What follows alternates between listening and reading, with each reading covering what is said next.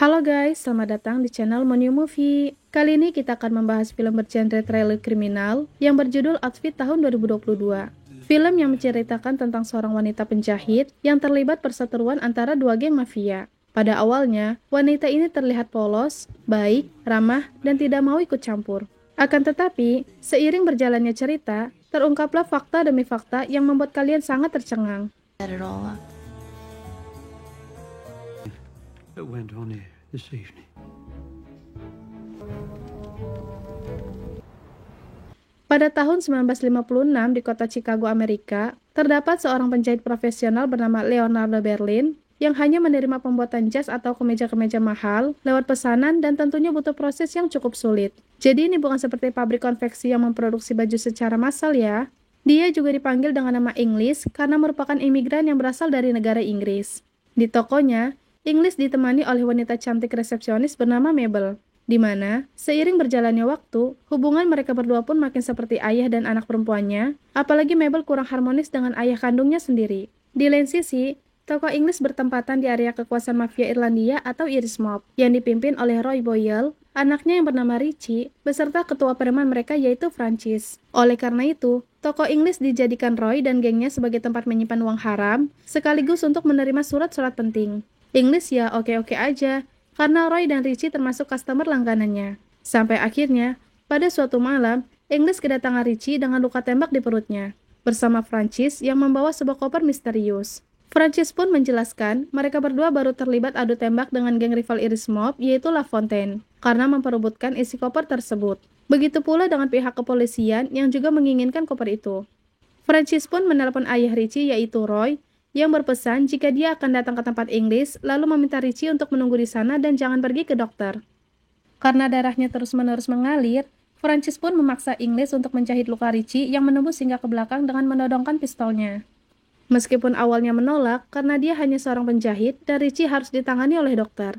Tapi karena Francis terus memaksanya, mau nggak mau English pun mulai menjahit Richie dengan alat seadanya dan tanpa dibius sama sekali.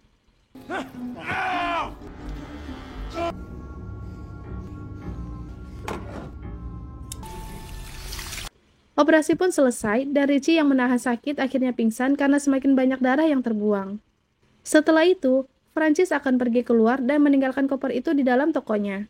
Karena tidak mau terlibat dengan segala urusan mafianya Irish Mob, English pun memohon kepada Francis agar tidak menitipkan koper itu padanya dan juga sekalian membawa Richie dari tokonya. Karena English yang sudah berumur, tidak akan bisa melawan mafia-mafia La Fontaine dan juga polisi.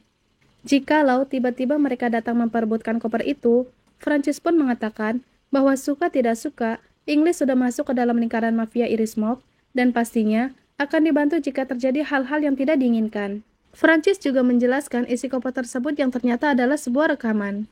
Jadi secara diam-diam, FBI menyadap informasi penting dari Irish Mob dan menyimpan pembicaraan mereka dalam kaset rekaman. Tapi untungnya, sebuah jaringan mafia yang bernama The Outfit bisa membantu Irish Mob menyelundupkan kopian rekaman itu keluar dari FBI dan sekarang ada di dalam koper tersebut. Akan aku jelaskan ya biar kalian lebih paham. The Outfit adalah sebuah organisasi mafia internasional yang didirikan oleh bos mafia ternama yaitu Al Capone, yang siap membantu grup-grup mafia kecil untuk tetap beroperasi melawan hukum. Tapi anehnya, informasi tentang rekaman itu juga diketahui oleh saingan mereka yaitu La Fontaine, sampai terlibat baku tembak dengan Irish Mob yang menyebabkan Richie tertembak. Francis pun menduga adanya seorang intel yang membocorkan info rekaman itu ke La Fontaine, juga membantu FBI dalam menyadap pembicaraan Irish Mob. Sebenarnya bisa aja mereka mendengarkan isi rekaman itu untuk mencari petunjuk, tapi di tahun 1956, teknologi kaset masih terbilang baru, dan mesin pemutarnya juga masih jarang ditemukan. Francis pun akhirnya pergi dan menitipkan koper itu beserta kaset rekamannya kepada English. If I can find a machine to play this tape tonight, don't wake up tomorrow. Like it or not, now you're part of the family. Beberapa saat kemudian, Richie pun akhirnya siuman, mereka berdua pun ngobrol dan English bertanya-tanya siapa yang berani-beraninya melawan Irish Mob. Karena menurut English, geng mafia Irish Mob telah berjasa banyak pada kota Chicago, terutama ayah Richie yaitu Roy Boyle, yang juga menjadi pelanggan pertamanya English yang saat itu dia baru memulai usahanya di kota itu. Setelah itu, tiba-tiba English mengganti topik pembicaraan secara halus dengan menggiring pendapatnya Richie. Bisa jadi, Francis adalah intel yang membocorkan informasi rekaman itu ke La Fontaine karena Francis tidak ada hubungan saudara sama sekali dengan Irish Mob. dan bisa aja berniat untuk menghancurkan organisasi mereka secara diam-diam. Ditambah lagi, Prancis berani menjelaskan tentang rekaman itu secara detail kepada Inggris. Dan anehnya, tidak memberitahu kemana dia pergi sekarang. So he told you all that, but he didn't tell you where he was going. Why would he place himself in charge? Dengan mudahnya, Richie pun terprovokasi oleh omongan Inggris. Lalu tak lama kemudian, terdengar suara bel pintu toko yang menandakan Prancis telah kembali. Inggris pun langsung menemuinya di lobi toko dan berbicara empat mata dengan Prancis, bahwa Richie telah sadar, namun tingkah dan pikirannya menjadi agak kacau karena kehilangan banyak darah.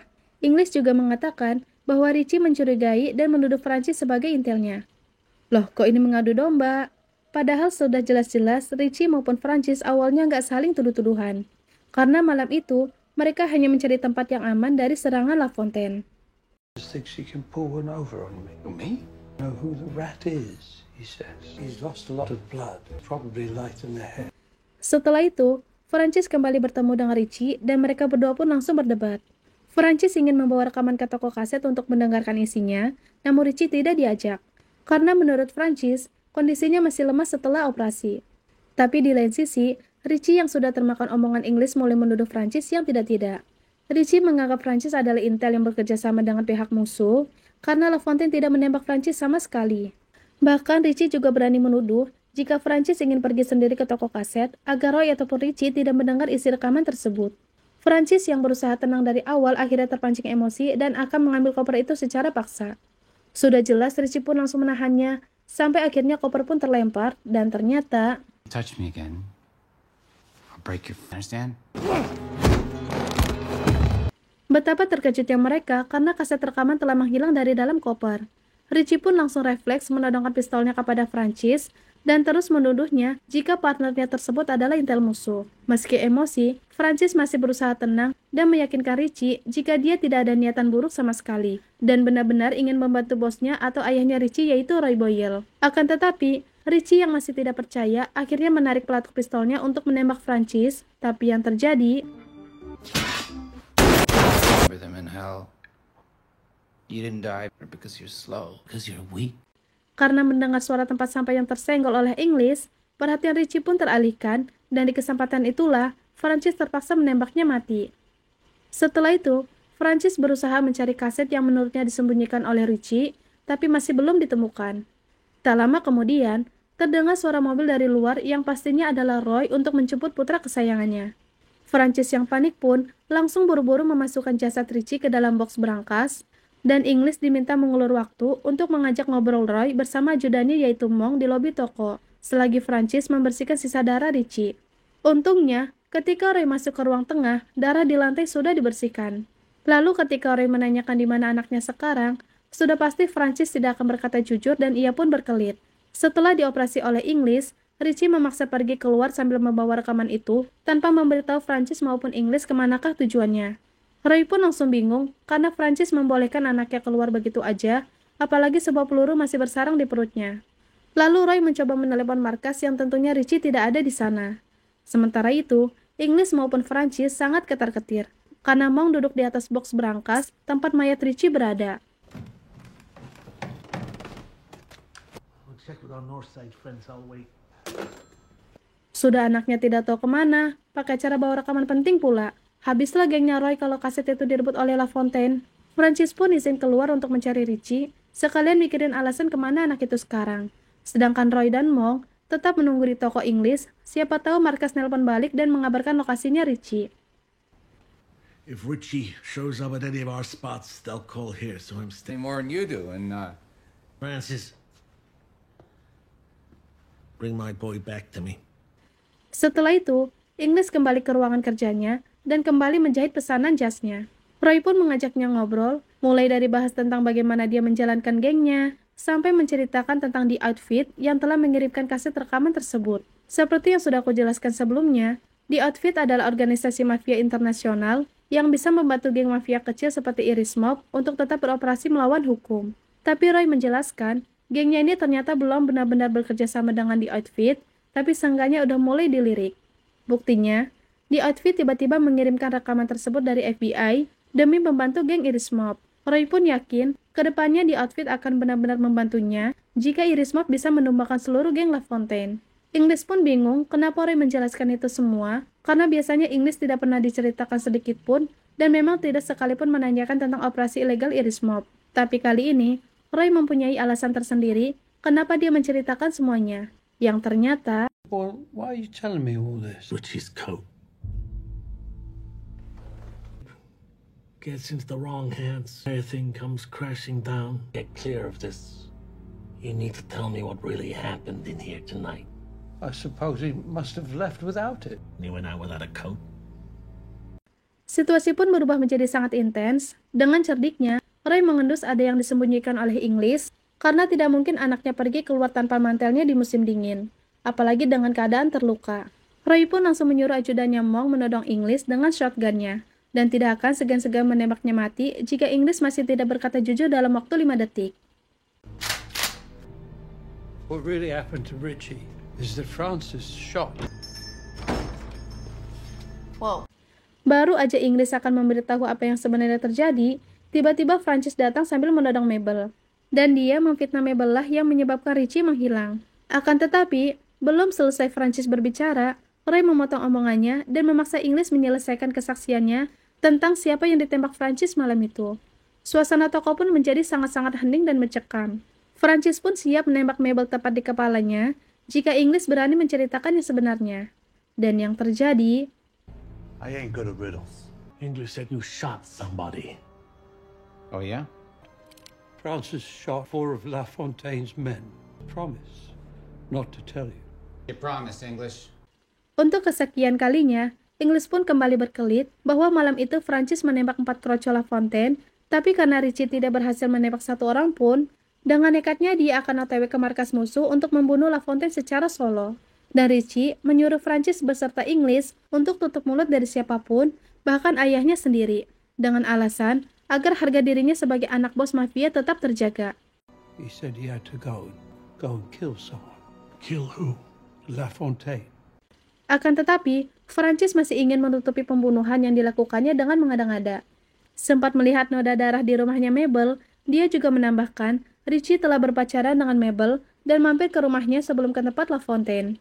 Francis memfitnah Mabel, bisa aja dia menggali informasi dan membocorkan kabar tentang rekaman tersebut ke La Fontaine, sampai akhirnya Mabel pun mencelakai Richie. Mabel pun terkejut atas semua fitnah itu dan berusaha membela diri. Tapi sayangnya, Roy lebih mempercayai Francis dan akhirnya memaksa Mabel untuk mengaku dengan cara menyiksanya. No! Where's Richie? I don't know. Back up, English. This ain't your Kill any one of us. Find your child. Sudah pasti Mabel bukan hanya disiksa, tapi juga akan dibunuh. Karena bos mafia seperti Roy tidak akan segan-segan untuk mengorek informasi secara brutal, apalagi anaknya yang menjadi korban. Inggris yang khawatir dengan Mabel pun berusaha merubah pikiran Roy dengan menceritakan tentang masa lalunya, di mana anak istrinya meninggal karena kebakaran di tokonya yang menyebabkan Inggris pindah dari London ke Chicago. Maka dari itu, Inggris sangat mengerti perasaan Roy yang begitu menginginkan anaknya kembali. Inggris juga mengingatkan bahwa membunuh Mabel tidak akan membuat dirinya menemukan Richie. Kill any one of us. Find your child.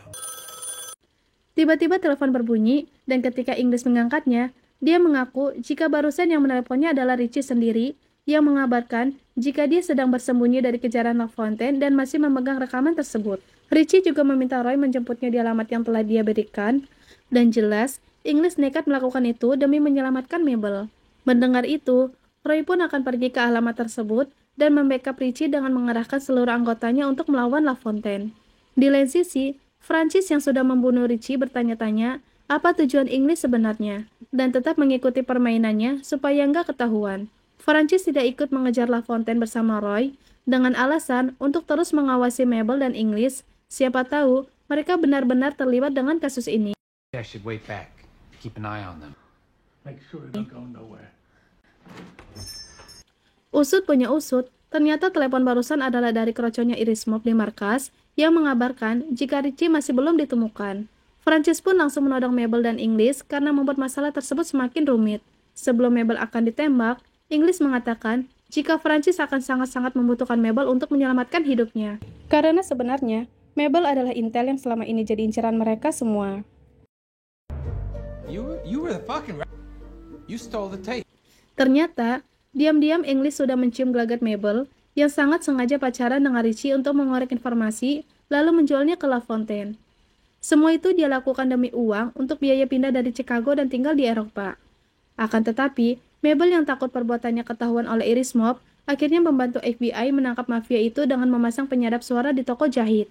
Tapi dilalahnya, The Outfit mengetahui alat sadap tersebut dan berhasil mengirimkan kopian rekaman itu ke toko jahit untuk menyelamatkan Iris Mob. Sebagai pacarnya Mabel, tentunya Richie juga menceritakan tentang rekaman dari Outfit kepadanya, yang mana makin membuat Mabel semakin takut ketahuan. Dengan nekatnya, Mabel pun kembali menghubungi LaFontaine dan memberitahu tentang rekaman tersebut. Yang jelas, para mafia LaFontaine langsung ingin merebutnya, dan sampailah pada keributan itu di malam hari antara Iris Mob dan LaFontaine, yang membuat Richie tertembak dan dijahit oleh English. Sementara itu, orang yang mencuri kaset di dalam koper tersebut adalah English sendiri. You were the fucking rat. You stole the tape. No, that was me. I'm gonna love sitting in a cafe in Paris, all about your funeral. Sekarang, hanya Mabel lah yang bisa menghubungi LaFontaine untuk menyergap Roy, beserta kroco-kroconya di alamat yang tadi diberikan oleh English.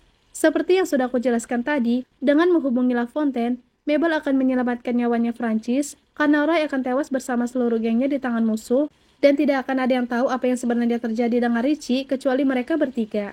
Tapi dengan satu syarat, pastinya rekaman keramat itu akan sekalian dijual ke LaFontaine oleh Mabel, dan akan bertransaksi di toko jahit, karena mafia itu sangat menginginkan informasi tersebut. Di lain sisi, jika Mabel tidak menelepon ke LaFontaine, Roy dan gengnya Iris Mob-nya akan kembali ke toko karena tidak menemukan Richie, dan cepat atau lambat, mereka akan menemukan mayatnya di dalam box. Yang mana artinya, English, Mabel, juga Francis akan dibunuh, karena berani-beraninya telah memberikan informasi palsu dan juga membunuh anaknya. Dengan kata lain, Francis hanya memiliki dua pilihan saat ini, membiarkan mereka bertiga terbunuh oleh Roy, atau membolehkan Mabel menghubungi LaFontaine demi menyelamatkan hidup mereka bertiga. Dan dengan bonus, Francis pastinya akan menjadi pemimpin Iris Mob selanjutnya, karena Roy dan Richie telah tewas. Option A is we all die. And option B, you run the Boyle organization. If Roy Boyle and all his senior lieutenants die tonight, who will be in charge of his organization? Make the goddamn call. Setelah dipikir-pikir, Francis akhirnya membolehkan Mabel menelepon LaFontaine. Dia memberikan lokasi Roy and the gang dan akan bertransaksi rekaman di toko jahit. Sambil menunggu, Mabel yang masih bertanya-tanya apakah yang sebenarnya terjadi dengan Richie akhirnya ditunjukkan jasadnya di dalam box. So what the fuck really happened to Richie?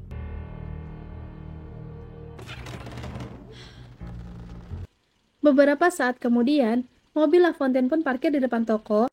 Sebelum mereka masuk, Francis berencana akan bersembunyi di belakang. Dia menunggu sinyal dari Mabel dan English yang akan mengatakan sip uangnya pas. Dan barulah, Francis akan menyergap keluar, menembak LaFontaine beserta kroco-kroconya. Setelah itu, LaFontaine pun datang bersama dua kroconya dan menunjukkan koper berisi uang jutaan dolar untuk membeli rekaman itu. Karena Mabel dan English sadar, jika kemungkinan besar, Francis juga akan membunuh mereka berdua.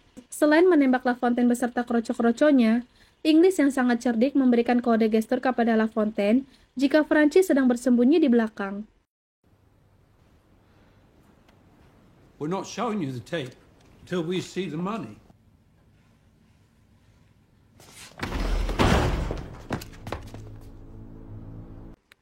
Dengan memberikan sinyal palsu, Francis pun akhirnya keluar dan menodongkan senjatanya ke LaFontaine. Tapi Francis juga sudah ditodong oleh kedua kroco LaFontaine. Betapa terkejutnya Francis dan dia hanya bisa terdiam. Lalu LaFontaine mengatakan jika dirinya sudah menembak Roy Boyle hingga tewas dengan tangannya sendiri. Lagi-lagi dengan cerdiknya, English mengatakan bahwa LaFontaine tidak usah takut dengan Francis karena English telah melepas semua peluru dari pistolnya, padahal enggak sama sekali. Perhatian Francis pun teralihkan, dia langsung mengecek peluru pistolnya, dan yang terjadi, I put a gun to Roy Boyle's head, him die as it lived. All the bullets from his gun. Francis akhirnya tertembak di badannya. LaFontaine pun memberikan uang itu dan langsung pergi bersama kedua kroconya sambil membawa rekaman tersebut. Meskipun Francis dan Iris Mob telah berakhir, rekaman keramat itu juga sudah diberikan kepada LaFontaine, tapi Mabel masih khawatir jika sewaktu-waktu The Outfit akan mengetahui ulah mereka berdua karena telah menjual rekaman itu kepada pihak musuh.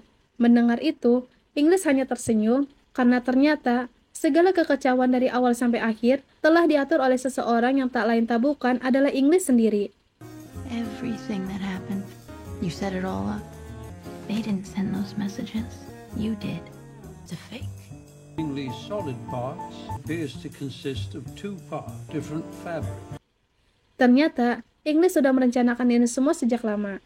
Memang ada jaringan mafia namanya The Outfit, tapi yang ngirim surat selama ini adalah Inggris sendiri, yang mengatasnamakan The Outfit untuk mengadu domba dua geng mafia yang sedang berseteru. Rekaman yang diberikan ke LaFontaine juga rekaman palsu, dan dia telah merekam segala sesuatu yang terjadi di ruangan malam itu. Mulai dari Roy yang menceritakan semua operasi ilegalnya, sampai LaFontaine yang menjelaskan bagaimana dia membunuh Roy. Inggris pun meminta Mabel untuk menyerahkan rekaman tersebut ke FBI sebagai bukti untuk menangkap sisa-sisa geng Irish Mob beserta komplotannya LaFontaine. Dia juga memberikan koper uang itu secara cuma-cuma ke Mabel agar dia bisa menggapai mimpinya, yaitu pindah dari Chicago dan tinggal di Eropa. Convict any remaining Boyles of the murder of Roy Boyle. This contains everything that went on here this evening. Mabel hanya bisa tersenyum begitu mengetahui jika ini semua adalah rencananya Inggris. Semuanya telah dia perkirakan, terbunuhnya Richie hingga matinya Roy di tangan LaFontaine. Mabel pun sangat bahagia karena akhirnya bisa berangkat ke Eropa, dan dia mengajak Inggris yang sudah dianggap seperti ayahnya sendiri yang selalu melindunginya tanpa disadari. Akan tetapi, Inggris tidak mau jika mimpi dan keinginan Mabel nantinya akan terhalangi karena harus merawat Inggris yang sudah semakin tua. Inggris pun menyuruhnya berangkat sendirian dan berpesan agar Mabel menjaga diri. Your best years taken care of by remaining.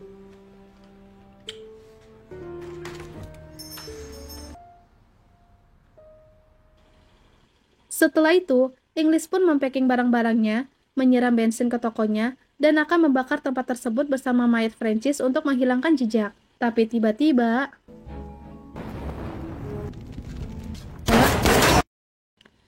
ternyata Francis masih hidup dan langsung menembak Inggris yang mengenai lengan kirinya. Tapi untungnya, peluru di pistol sudah habis, dan Francis akan menggunakan pisau lipat untuk membunuh Inggris. Meskipun terluka, Inggris masih bisa menghindar sampai akhirnya dia terpojok. Namun tiba-tiba, Inggris membuka jasnya, menggulung lengan bajunya dan terlihat tangannya yang penuh tato. Usut punya usut, di masa mudanya, Inggris juga bekerja sebagai mafia yang mencari uang dengan cara membunuh orang seperti Francis. Inggris akhirnya meninggalkan dunia kelam itu ketika bertemu pujaan hatinya dan memiliki seorang putri. Namun naas, keluarga kecilnya menjadi korban kebengisan perang antara geng di London, yang membuat Inggris pindah ke Chicago untuk mencari kedamaian dan membuka toko jahit. Tapi lucunya, dia kembali dihadapkan dengan dunia mafia, yaitu Irish Mob. Bahkan pelanggan pertamanya adalah bosnya sendiri, yaitu Roy. Padahal sebenarnya, Inggris ingin menjadi orang baik yang tidak ingin terlibat dengan segala tindakan melawan hukum. Itulah alasannya kenapa Inggris mengadu domba dua mafia tersebut, karena rasa amarah dan dendam atas meninggalnya keluarga kecilnya yang disebabkan oleh mafia. Mendengar itu semua, Francis pun merasa ini semua hanyalah ironi, di mana terkadang seseorang tidak bisa keluar dari takdirnya seperti Inggris yang tetap bertemu dengan mafia meskipun telah mengubah cara hidupnya. Setelah itu, Francis pun berusaha untuk menusuk Inggris, sampai akhirnya dengan beringasnya, Inggris menusuk Francis dengan gunting jahit jumbonya hingga tewas, namun Inggris bisa menahan dirinya dan tidak menyalurkan emosinya dengan menusuk Francis berkali-kali. Setelah itu, Inggris kembali merapikan barang-barangnya, memakai jas mahal buatannya untuk menutupi luka tembak di lengannya, lalu pergi ke toko jahitnya yang telah terbakar dan akan memulai kehidupan yang baru. Oke guys, terima kasih sudah menonton sampai habis. Jangan lupa like, komen, dan subscribe. Bored, and you start again.